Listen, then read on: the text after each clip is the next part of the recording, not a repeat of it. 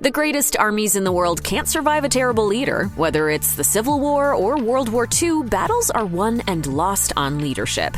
These are the stories of the men on both sides of the coin. After storming the beaches of Normandy with his troops on D-Day, one Allied general actually tried to resign his command rather than keep fighting. Why? Historians have often cited Field Marshal Bernard Montgomery's command style as cautious. However, Montgomery threw caution out the window for Operation Market Garden. In the fall of 1944, after the colossal success of the D-Day landings in June, the German army was on the back foot.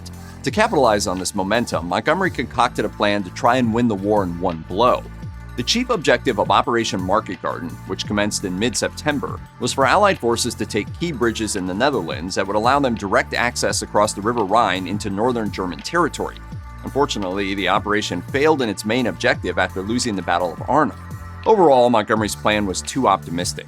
The level of potential German resistance was not given the proper respect, and the element of surprise was squandered, as Allied troops were forced to make multiple landings over consecutive days due to the limited availability of aircraft transport.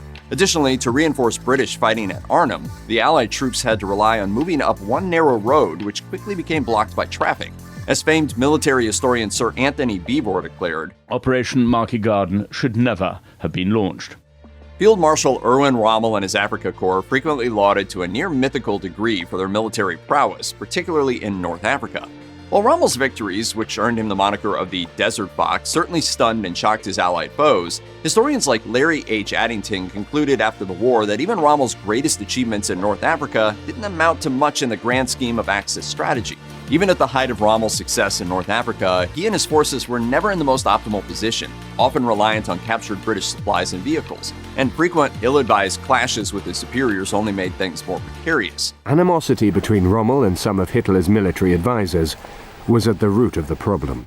In his book Field Marshal: The Life and Death of Erwin Rommel, Daniel Allen Butler writes that during his early career fighting in Belgium and France, Rommel was also too prone to leave his staff and sometimes even his radio vehicle behind, while personally directing the actions of a single company or battalion, making effective coordination of the division's armor, infantry, and artillery problematic at best.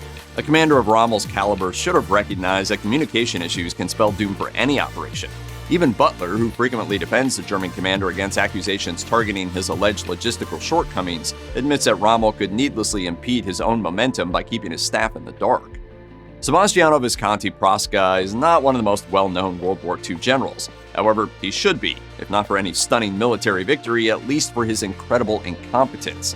In hindsight, Prasca, a commander who was more into working out at the gym than leading his men, was a huge gift to the Allies, as his ineptness helped crumble the Italian invasion of Greece. The Italian general believed the campaign in Greece would be an easy one, shrugging off any chances the Greeks had with comments like, "They're not people who like fighting." Well, as history proved, Prasca was wrong. The invasion of Greece was a complete disaster that required German intervention in order to save Axis momentum. Italian forces suffered around 150,000 casualties, while Greece suffered closer to 90,000. Prasca was relieved of his command only 2 weeks into the invasion. Japanese Lieutenant General Renya Mutaguchi deserves much more attention from military historians and World War II buffs for how incredibly reckless his tactics were. After securing victory against the British in Singapore in 1942, Mutaguchi wished to continue his success, this time in India. He believed that if the British could be overcome in northeastern India, the rest of the subcontinent would soon follow, and even looked at his forces as sort of liberation force from British rule. While Mutaguchi certainly knew how to dream big, he was terrible at planning small. When on the offensive against British opposition in Impal, he had thousands of his men march great distances while only carrying 20 days' worth of provisions. Mutaguchi believed that if they trekked light, lived off the land, and stole British supplies, speed would be their ultimate ally against the enemy. The Japanese commander also assumed British opposition would crumble at the first sight of pressure and ignored their formidable air force. It was a military disaster. According to Burma, the longest war, Japanese casualties totaled 54,879, while the British only lost 12,603. In December 1944, Mutaguchi was called back to Tokyo, relieved of his command, and forced into retirement. The Battle of Kasserine Pass in 1943 is widely remembered for two things. It was the first clash between American and German forces, and it was the battle where Major General Lloyd Fredendall etched his name into the history books for all the wrong reasons. Fredendall, a West Point graduate and veteran of the First World War, commanded the American troops, while General Kenneth Anderson commanded his British allies. Despite outnumbering the Germans under Rommel, the Allies reportedly suffered more than 10 times as many casualties. Both Anderson and Fredendall were heavily criticized, but it was Fredendall who took the fall. Although Allied Supreme Commander Dwight Eisenhower couldn't directly place the blame on Fredendall due to the latter's connections, he still relieved Fredendall of command. Fredendall was sent back to the United States, where he remained for the duration of the war. Soviet Marshal Grigory Kulik's gross arrogance and incompetence were given a historic spotlight when he attempted to lead the initial stages of the Leningrad Front in 1941. Historians agree that his inept command gave way to dire setbacks and serious defeats, and he was swiftly relieved of his command. Kulik appears to have been more interested in currying favor with Soviet leader Joseph Stalin than focusing on pragmatic military command and technological innovation. Post-war historians have frequently noted that Kulik spent an absurd amount of energy and time opposing certain mechanized advancements. John Keegan, author of The Second World War, wrote of the Soviet commander, "Kulik was a technological reactionary who opposed the distribution of automatic weapons to soldiers on the grounds that they were incapable of handling them, and halted the production of anti-tank and anti-craft guns." In a period when the Soviet Union would need every advantage they could muster against Nazi Germany, Kulik's actions were detrimental to the Soviet cause. By multiple accounts, he consistently acted as an obstacle against certain technological advancements regarding tanks throughout his military tenure. Major General Rodney Keller, who led the 3rd Canadian Infantry Division, may not be one of the most prominent Allied commanders from World War II, but he did take part in D-Day. Sadly, whatever contributions he made were overshadowed by a propensity for drinking and a lack of respect for standard security protocol regarding intel. While Keller's colorful language and gregarious nature made him popular among everyday soldiers, it drove his senior officers up the wall. Keller led his forces, around 14,500 Canadian soldiers, during the Normandy landings and fought on Juno Beach. But by all accounts, throughout Keller's tenure in France, he failed to impress. He was reportedly always jumpy and appeared only to be interested in his own safety. This led to claims that Keller was yeller. Keller himself recognized that he was in over his head and tried to resign, but his resignation was refused. Shortly after D-Day, on August 8th, Keller was wounded by friendly fire and replaced. He received no further commands for the duration of the war. The Battle of Okinawa is frequently cited as World War II's bloodiest Pacific engagement. The Allied victory over the small island cost over 75,000 American casualties, while some estimates put Japanese losses at more than 250,000. American forces attacked Okinawa on April 1, 1945. Japanese Lieutenant General Isamu Cho organized the island's defense alongside Colonel Yahara Hiromichi, with the latter preferring a defense-oriented strategy. Believing the American offensive was vulnerable, though, Cho launched a massive attack on May 4th against the American troops against Yahara's warnings. It was a complete failure. By the next day, Cho and his forces were retreating, and the writing was on the wall. On June 19th, knowing the American victory was a certainty, the lieutenant general died by ritual suicide.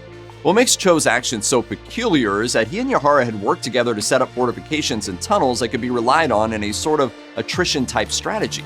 However, just a little over a month after the battle began, Cho completely shifted gears by sending the majority of his forces in a disastrous charge instead of utilizing those defenses. General Douglas MacArthur is arguably the most famous U.S. World War II general next to Dwight Eisenhower. However, unlike the level-headed Eisenhower, MacArthur was a renowned blowhard. The general would boast loudly and proudly about his achievements, but wouldn't acknowledge his many mistakes which thousands of his men paid for with their lives. In 1941, MacArthur was given command of the U.S. Army in the Far East. On December 8th, several hours after the Japanese attacked Pearl Harbor, they went after another airfield in the Philippines. Despite having received word of what transpired at Pearl Harbor, MacArthur severely delayed mobilizing his aircraft. When the Japanese attacked, the American bombers were still grounded. I think if it were anyone else but MacArthur that this disaster happened to, they might have been promptly relieved.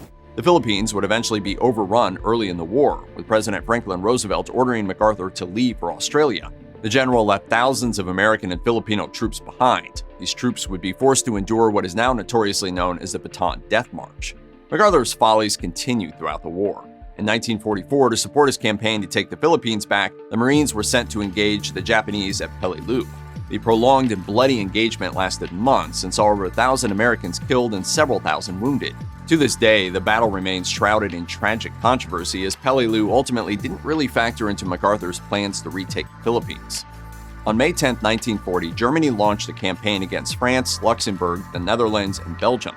General Maurice Gamelin, France's commander-in-chief, was in charge of stopping it. He didn't. Gamelin's planning for the initial stages of the Western Front were grossly inadequate. Gamelin put too much emphasis on defense and lacked contingencies should his first plans fail. He and his Allied contemporaries prepared for a prolonged and cagey engagement reminiscent of World War I's stationary nature. The French commander predicted that Belgium would be the enemy's initial focus and placed his best troops there, but left the Ardennes forest undefended. The Germans ultimately unleashed a motorized offensive through the forest, outflanking Gamelin's prized defensive line in an attack that moved too fast for Gamelin's countermeasures. Much of the French army was cut off and had to be evacuated to Britain, leaving Paris vulnerable. On May 19th, just 9 days after the battle began, Gamelin was sacked. To replace Gamelin, the French government brought in veteran commander Maxime Weygand. Unfortunately, this turned out to be oil on a raging inferno. Weygand's ideas were just as outdated as Gamelin's, and so his succession to the command saw no significant change in Allied tactics. On the morning of May 19th, the French command ordered troops fighting in Belgium to redeploy to meet the attacking Germans. That evening, Weygand was given command, and one of the first things he did was to cancel that counterattack. But after conferring with other Allied commanders for 3 days, Weygand committed to the same exact plan that was made before. Those 3 wasted days gave the German infantry an opportunity to catch up with its rapidly moving heavy armor. The opportunity to stop the German advance had been wasted. Paris fell on June 14, 1940, and an official armistice was signed with Germany on June 22nd.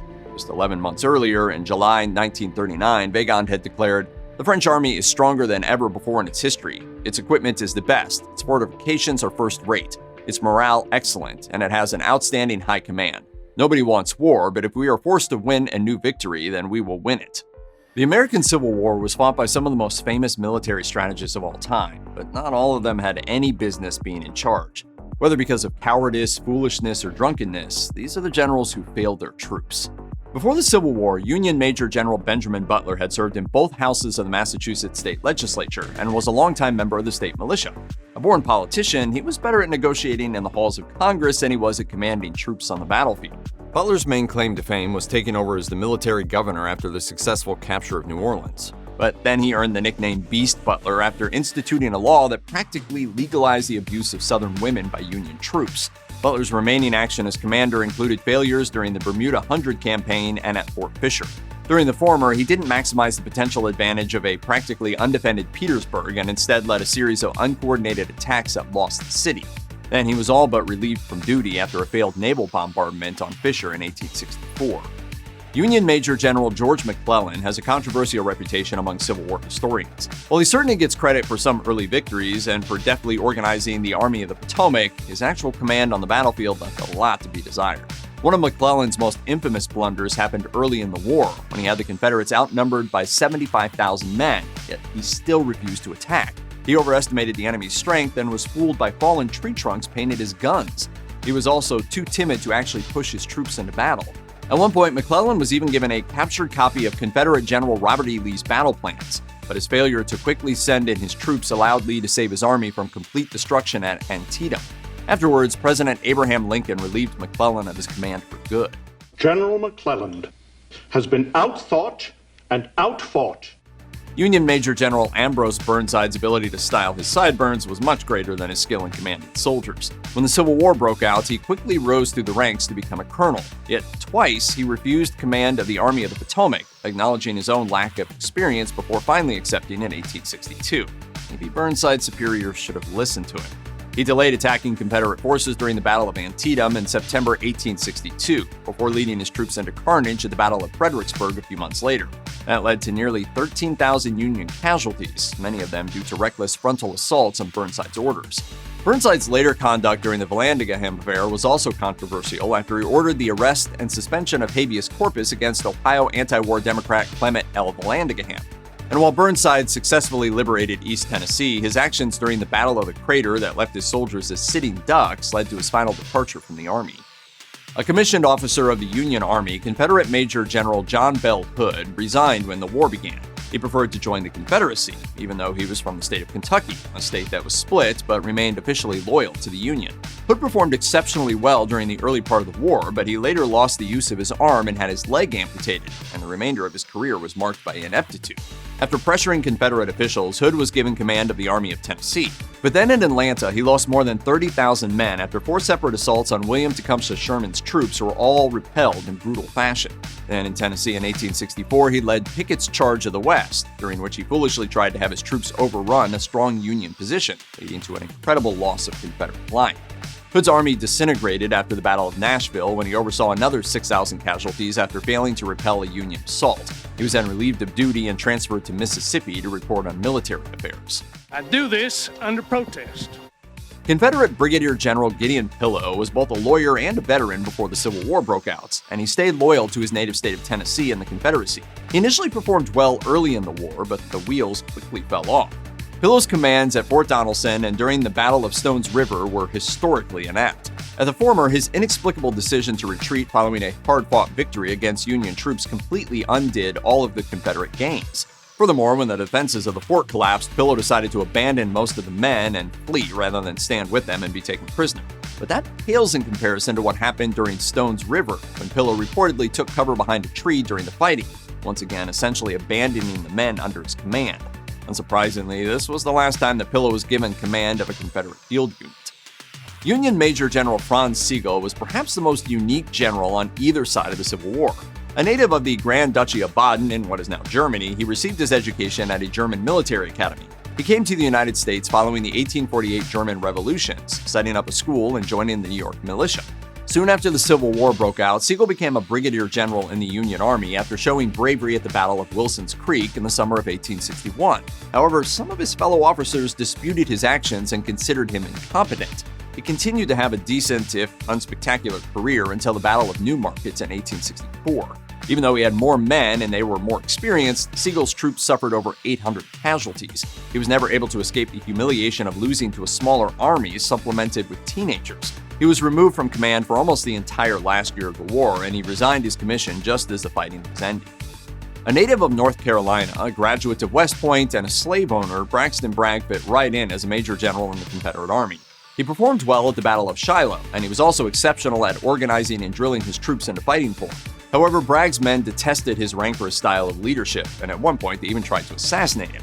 He was known for being salty and arrogant, and he controversially ordered the execution of a teenage soldier. His personality was such that he couldn't get along with people. The biggest negative marks on Bragg's record were his inability to follow up on his victories. For example, during the Battle of Chickamauga in 1863, he decided to retreat instead of pursuing the fleeing Union soldiers. This led to his subordinates petitioning the Confederate president for Bragg's removal, but he stayed in command. In the Civil War, there were two kinds of generals, military generals and political generals. The latter earned their commissions based on their political reputations and were often less than ideal at actually commanding troops on the battlefield. One such political Union general was the former governor of Massachusetts, Major General Nathaniel Banks. After gaining his commission, Banks immediately ran into trouble against Stonewall Jackson during the Shenandoah Valley campaign, as the Confederates were able to steal massive amounts of his troops' supplies from the field. At the Battle of Cedar Mountain, Jackson once again defeated Banks, as the latter refused to retreat against a force 3 times his size. Shortly thereafter, Banks was relieved from command and sent to do recruiting. His final command was during the Red River Campaign, which was a complete failure that left Louisiana in Confederate hands for the remainder of the war. He also brought along political backers of his so they could procure cotton, making some believe that he was turning a military operation into a personal escapade. Confederate Major General George Pickett is probably best known for the disastrous Pickett's Charge during the Battle of Gettysburg, which resulted in thousands of Confederate casualties in just a few hours. Pickett actually doesn't necessarily deserve as much of the blame as his superiors, but his name is still synonymous with the failure. Pickett fought well early in the war, but was also known for leaving his troops to spend time with a woman who would eventually become his wife. He was later responsible for the execution of over 20 Confederate-turned-Union soldiers who were prisoners of war, a clear and obvious war crime, though he escaped punishment. Then, during the Battle of Five Forks, Pickett abandoned his troops to eat lunch and possibly drink whiskey, leaving them out of position and unable to receive his instructions.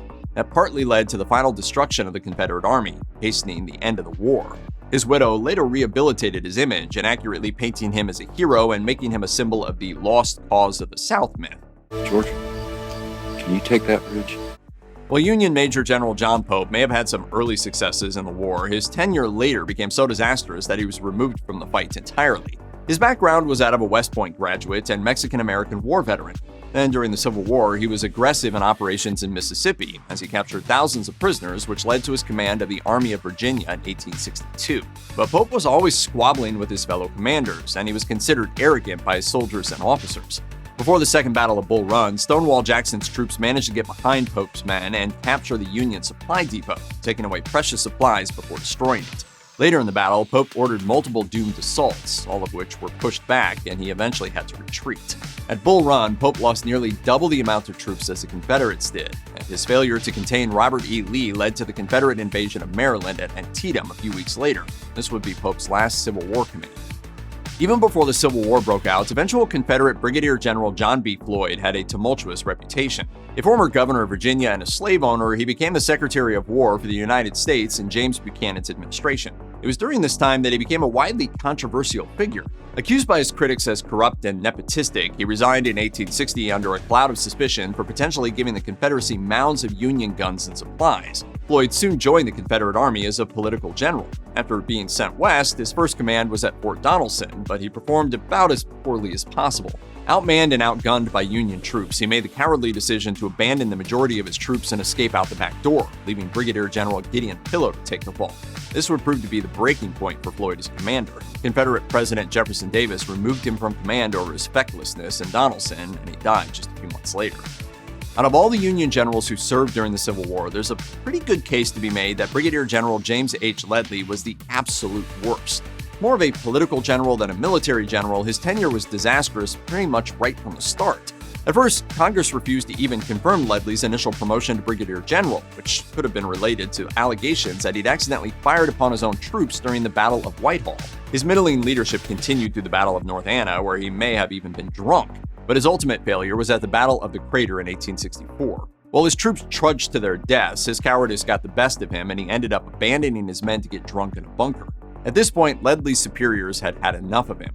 Put on sick leave for several months, he resigned before ever being given another command. The Union and the Confederacy may not have been fighting for equally valiant causes during the American Civil War, but they both had formidable military minds on their sides. These are the Civil War generals generally regarded as the best by historians. Confederate General James Ewell Brown Stuart began working for Robert E. Lee before the Civil War even began, as the two repelled John Brown's abolitionist revolt at Harper's Ferry. When the war broke out, Stuart resigned from the U.S. Army and joined the Confederacy, where he was placed in charge of cavalry units in the Shenandoah. He and Stonewall Jackson would later help defeat the Union at Bull Run. Stuart and Jackson were folded into the larger Army of Northern Virginia. Stuart made daring raids and proved to be excellent at reconnaissance, giving Lee the information he needed to develop winning strategies at battles like Fredericksburg and Chancellorsville. However, Stuart's reputation would eventually be tarnished during the Battle of Gettysburg. Rather than following orders to protect the army from enemy cavalry, he opted to go on a long, flashy raid of Union supply lines and communications. He was killed a year later by Union cavalry at the Battle of Yellow Tavern in May 1864. Union General George Gordon Meade began the war by leading Federal troops at the 7 Days Battles, Antietam, and Fredericksburg, but he's most famous for Gettysburg. Robert E. Lee's victory at Chancellorsville and subsequent second invasion of the North led to a crisis of command in the Union Army of the Potomac, with General Joseph Hooker resigning in disgrace on June 28, 1863. With no time to waste, the Abraham Lincoln administration ordered Meade to take over. If the Confederates had won what was about to become the war's bloodiest battle, then the road to Washington would have been wide open. Fortunately for the Union, though, Meade was up to the task. He wrapped his army in the shape of a fishhook around the hills south of Gettysburg. And thanks to their superior numbers, tight interior lines, and high ground, the Union beat back every one of Lee's attempts to break through. Meade has been criticized for failing to fully defeat Lee after the battle, but the Union troops were exhausted and likely couldn't have finished the job. Well, gentlemen, I hope to God that this is good ground. Despite his nickname, Thomas Stonewall Jackson's greatest talents were offensive, not defensive.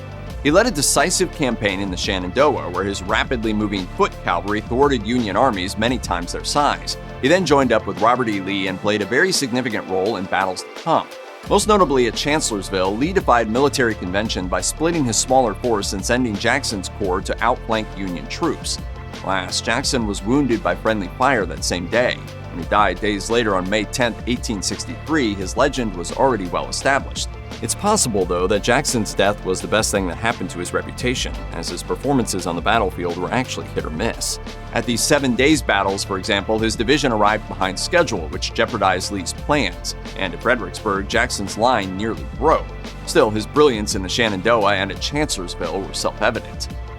As evidenced by his nickname Little Phil, Philip Sheridan wasn't exactly imposing, but he would nevertheless prove invaluable to the Union effort. During the 1862 Battle of Boonville, Mississippi, he was impressive enough to be promoted from colonel to brigadier general. The following year, his dashing charge at Missionary Ridge proved crucial to lifting the Confederate siege at Chattanooga, Tennessee. When Ulysses S. Grant was appointed command of all Union armies in 1864, he took Sheridan with him. Sheridan is also notable for finally defeating Jeb Stuart at the Battle of Yellow Tavern, though his most famous campaign was in the Shenandoah Valley. He torched the area, which was a crucial maneuver, as that was one of the South's most vital agricultural regions. After Union troops broke through the rebel lines at Petersburg, Sheridan played a major role in trapping Lee at Appomattox, forcing him to surrender and effectively ending the war. Dubbed by Robert E. Lee as Old War Horse, James Longstreet was one of the Confederacy's most reliable generals. He swept the Union troops from the field at the Second Battle of Bull Run, and then at Antietam and Fredericksburg, his dogged defense carried the day. At Gettysburg, though, Longstreet was taken out of his comfort zone and ordered to carry out attacks he didn't believe could succeed. He was right, as his forces failed to break through on July 2, 1863. The next day, he was put in charge of a massive infantry assault against Cemetery Ridge. Dubbed Pickett's Charge, it was an infamous failure, just as Longstreet predicted. I told you so! Later that year, Longstreet helped Braxton Bragg win the Battle of Chickamauga. His corps returned to Lee in 1864 just in time to stop a breakthrough by Union troops at the Wilderness. He was wounded, though he recovered in time to play a role in the defense of Petersburg in the final months of the war, before surrendering with Lee at Appomattox in 1865. Robert E. Lee assumed command of the Confederate Army of Northern Virginia during the 7 Days battles. He threw back this attack on Richmond before turning north, emerging victorious at the Second Battle of Manassas and battling the Union to a stalemate at Antietam, despite his plans being captured. Then he won the Battle of Fredericksburg and repelled a massive Union army at Chancellorsville. But that was also his last great victory. Lee lost the war's bloodiest, most famous battle at Gettysburg in July 1863 before going up against Ulysses S. Grant in the Overland Campaign and Siege of Petersburg. Grant's troops sunk their teeth into the rebels and didn't let go until Lee surrendered in 1865. There are, however, some less kind historical explanations about Lee's military prowess. Despite his reputation as a brilliant general, he was more of a solid tactician who could win individual battles. But he unwisely fought a traditional war against a more powerful opponent when a more defensive mindset would have worked better. And it also helped that he had mediocre adversaries before Grant took over. William Tecumseh Sherman is a controversial historical figure. On the negative side, he was a major proponent of manifest destiny, the belief that white Americans were destined to conquer the West, and he cruelly campaigned against Native Americans in the late 19th century. As for his Civil War service, Sherman suffered from depression in the early years of the war, but that didn't stop him from winning some of the Union's most crucial victories. In 1864, Ulysses S. Grant left Sherman in charge out west. That September, he captured Atlanta after a campaign in which Union forces repeatedly inflicted higher casualties than they sustained on an already outnumbered foe. Sherman then began his march to the sea by boldly disconnecting from his supply line and having his forces live off the land of rural Georgia as they carved their way to Savannah. The march is generally seen as a cruel, bloodthirsty crusade against innocent civilians. The American Battlefield Trust has a different take, saying that it was an innovative and relatively bloodless campaign that did exactly what it set out to do: free slaves, break the back of the Confederacy, and save lives by hastening the end of the war. We march them from Atlanta straight to the sea. Union General George Henry Thomas gave the North one of its first major victories at Mill Springs in January 1862, but he first came to national attention for his defense at Chickamauga in September 1863. The Confederates won, but at great cost, as they lost 10 generals and 20% of their attacking force. It could have been much worse for the Union Army as well, if not for Thomas. His corps dug in and withstood multiple attacks, buying time for the rest of the army to escape to Chattanooga. The following year, Confederate General John Bell Hood threatened Union communications and supply lines. William Sherman called on Thomas to deal with the threat, and he certainly did. Hood's rebels suffered massive losses at the Battle of Franklin on November 30, 1864, and were utterly wiped out after Thomas's victory at Nashville. That ended large-scale fighting in the region for good and earned him the thanks of Congress. Future President Ulysses S. Grant started his Civil War career out west. He captured Forts Henry and Donelson, earning him the nickname Unconditional Surrender Grant. He then won the Battle of Shiloh in April 1862 and split the Confederacy into two while fighting for Vicksburg. During the latter, he used a diversion to sneak his forces across the Mississippi, surprise the rebels by slashing their supply lines, and then attack the city from the lightly defended rear. Months later, Grant lifted the siege of Chattanooga, which opened the road to Sherman's capture of Atlanta. President Abraham Lincoln was impressed and placed him in command of all Union armies. Grant chose to camp with the Army of the Potomac in Virginia to oversee its campaign against Robert E. Lee, while his subordinates launched simultaneous assaults elsewhere to overwhelm the Confederates. Despite high casualties, this overland campaign did its job, as it wore down the rebels' proudest army and then broke it at the Siege of Petersburg. Grant accepted Lee's surrender at Appomattox in the spring of 1865. It's worth noting that Grant's Union Army enjoyed numerical superiority, but that was an advantage also enjoyed by his failed predecessors. He won because he was a brilliant strategist and tactician, capable of winning battles without taking his eye off the prize of ultimate victory. We possess strengths they do not have. A purpose. Before the Civil War, Albert Sidney Johnston had already established himself as one of America's ablest commanders. He was a natural choice to command the Confederacy's Western Department, an area centered around the Tennessee and Mississippi River valleys. Johnston faced Ulysses Grant's army at the Battle of Shiloh, which was one of the bloodiest and costliest battles in the war up to that point. Johnston massed his army of around 44,000 men at Corinth, Mississippi, and marched north to attack Grant's army at Pittsburgh Landing, Tennessee, before federal reinforcements could arrive. Johnston's daring plan called for his much smaller army to catch Union forces by surprise and drive them into the river. This attack worked, overrunning Union advance lines and inaugurating the bloody Battle of Shiloh. Despite Johnston's success, he hadn't expected Grant's men to fight to the death. Nevertheless, he believed the battle was winnable, inspiring his forces by putting himself at the head of the attack. As he was leading a charge of reluctant Tennessee soldiers, his bold plan came crashing down when he was shot in the leg and bled to death. That left PGT Beauregard in charge of the army. Believing he'd won, Beauregard halted the Confederate attack for the night, allowing Grant's reinforcements to arrive and handing the battle to the Union. With over 10,000 casualties, the Confederate attack that had started so promisingly ultimately came to nothing. Confederate General Joseph E. Johnston was appointed commander of the Army of Tennessee in November 1863, a time when the Confederate cause was lost. The soldiers adored their new general. Corporal Sam Watkins wrote in his memoir that Johnston revamped logistics, resupplied the army, and restored order and discipline. Soldiers were expected to fight hard and obey. Those who didn't were shot. Johnston's task from Confederate President Jefferson Davis was to defend Atlanta's critical war industries against William Sherman's advancing army. Outnumbered, Johnston opted for a defensive strategy over 100 days of battles, fighting from strongly fortified positions and allowing Sherman to come to him. Whenever Sherman flanked the Confederate line, Johnston withdrew and began the process all over again. Johnston's defensive strategy was meant to overextend Sherman's supply lines and slow him down, not to defeat him outright. In fact, he lacked the resources to defeat the much larger Union force and wisely realized that a pitched battle would have meant suicide. Davis, however, wanted Johnston to attack Sherman before he could reach Atlanta. Johnston refused, so Davis replaced him with John Bell Hood, who led the Confederates to disaster at the Battle of Franklin in November 1864.